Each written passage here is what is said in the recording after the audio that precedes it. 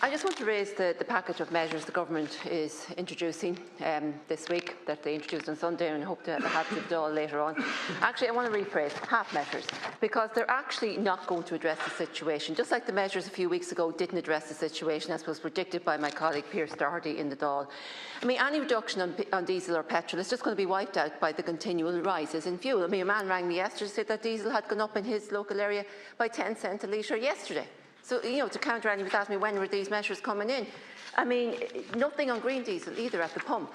I mean, I think there's some sort of a rebate where you have to apply for based on the amount of fuel consumption from last year, provide receipts, make sure you're tax compliant, etc., etc. Why is it just not being reduced at the pump to help farmers? They need it now. Nothing on kerosene.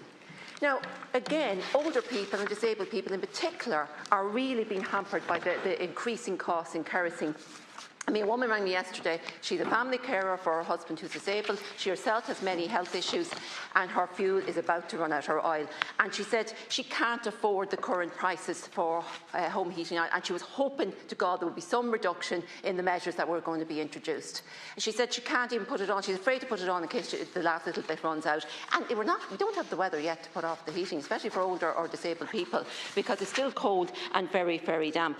And I mean, disabled people, we heard a lot in the lead up to the election of 2024 about what was going to happen for disabled people and all the support that was going to be given to them. There was nothing in Budget 26, nothing in the half measures a few weeks ago, nothing in the half measures of this week that will actually assist them and help them to afford to live in a little bit of comfort.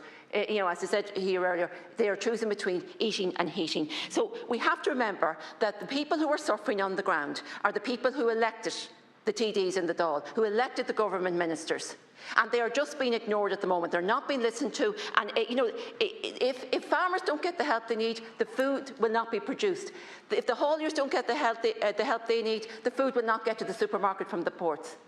I mean, if the bus drivers don't get the help they need, the children will not get to school. This is very, very serious and is not being addressed.